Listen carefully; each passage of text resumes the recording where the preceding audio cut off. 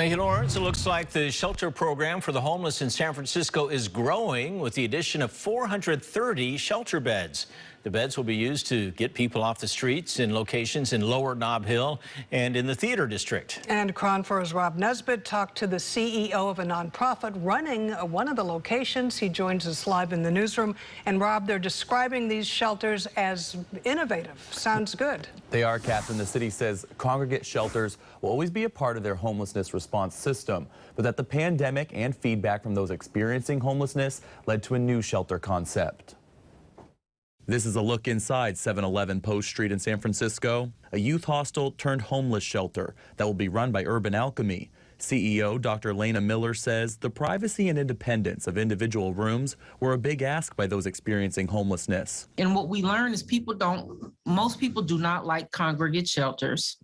They don't necessarily like curfews. 250 beds will be offered at 711 Post, some private and some semi-congregate rooms that fit 2 to 4 people, according to Dr. Miller. Care coordinators will be on site to help people find permanent options. You figure out what's going on with people, what's happening in their lives, you know, what resources they have, what resources they need, and to try to connect them. Another 180 private rooms opened Tuesday at the Baldwin Safe Navigation Center.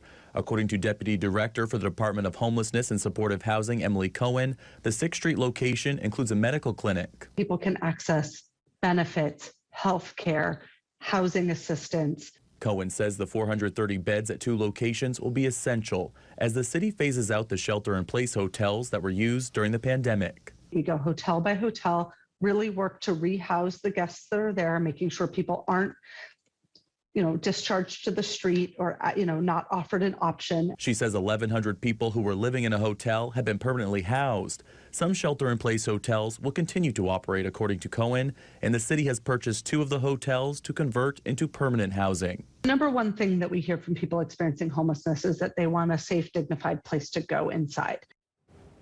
In addition to the 430 shelter beds that open today, by September, the Department of Homelessness and Supportive Housing plans on adding back another 592 shelter beds that were taken offline during COVID.